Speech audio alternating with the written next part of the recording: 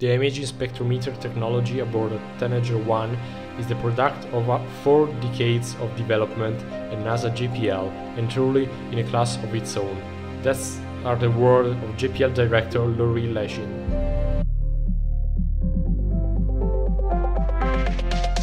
Welcome back on the SpaceInfo podcast. Here we talk about space and everything related to it. If you are passionate about space, astronomy, technology and everything about it, you can join all our social platforms at the SpaceInfo Club or our website at www.spaceinfo.club, where tons of content and a community of experts are there waiting for you. This is the SpaceInfo Club. Welcome back on the SpaceInfo Club channel. If you're listening on Spotify or YouTube, please, if you want, you can subscribe or share this channel with your friends.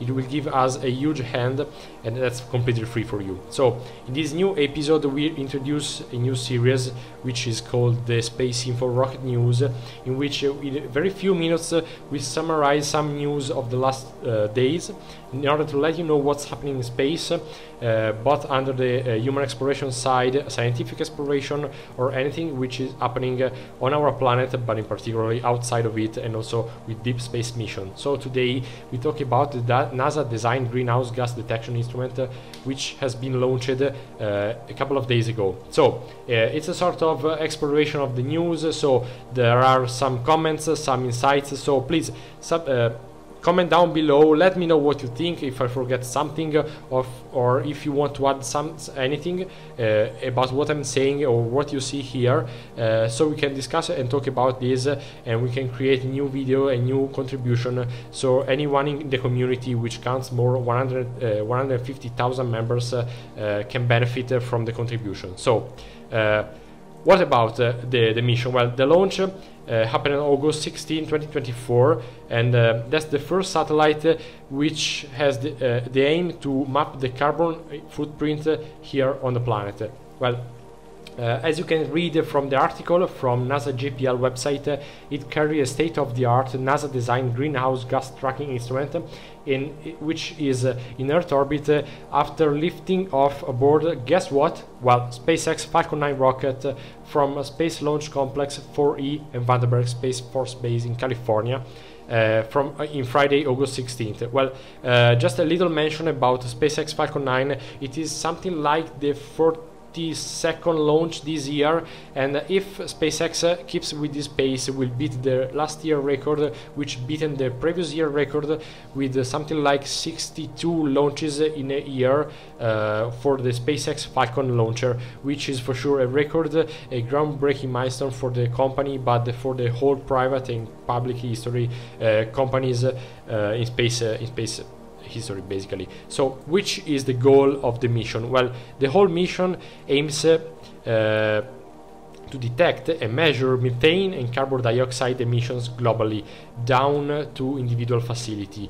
Well, this is not another, let's say, environmental friendly or environmental monitoring mission in order to let us know how much we are polluting our environment, because we already know, but it is, let's say, a step forward in this direction, because once you know from where this emission, carbon dioxide and methane in particular, come from, you can track them and also actuate corrective measures. This is the final purpose of the mission.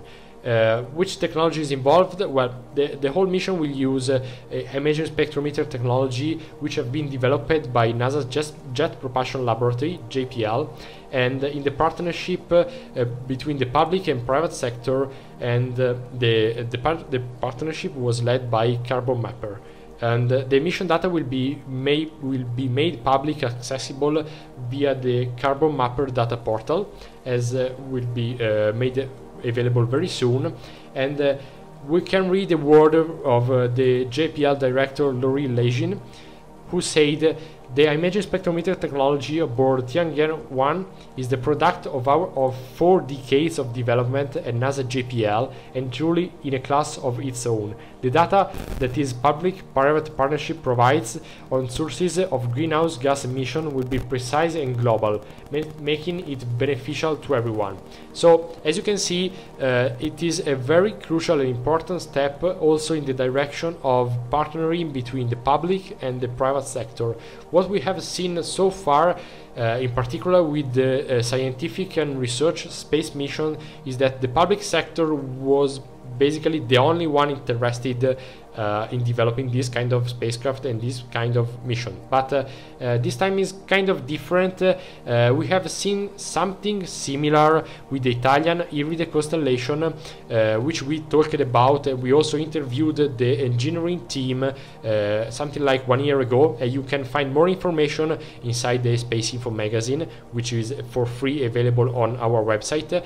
Let me know if you want to learn anything else about the mission, so I can talk with the team and maybe we can release another interview or make a live with them. But as I was saying, this kind of public and private partnership is not really the first, as I mentioned, Iride, but is one of the first in this direction.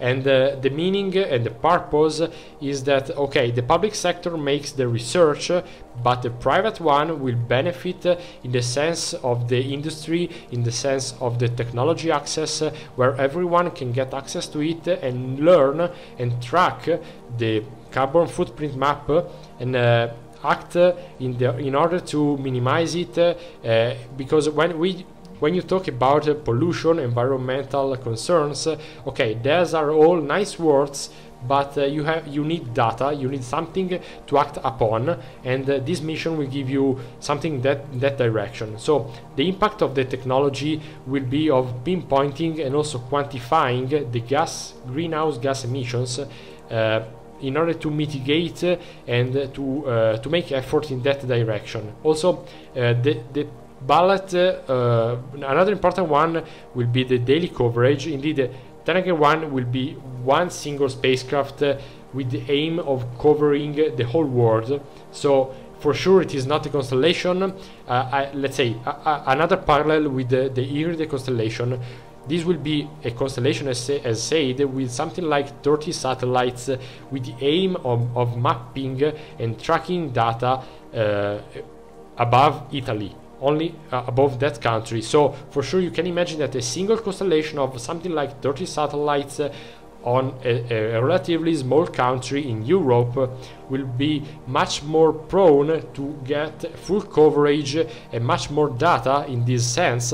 But a single spacecraft which as is Tanager 1 will scan about 50,000 square miles of Earth's surface per day. So for sure the aim of the mission and also the object of the observation will be different, and for at least for the moment will be enough, or at least a first step in this direction. So that's very good for the purpose of the mission, and also for let's say the general aim towards quantifying and having precise and real factual data about pollution, in particular about methane and carbon dioxide. So science-based decision making is basically the very main purpose of the mission.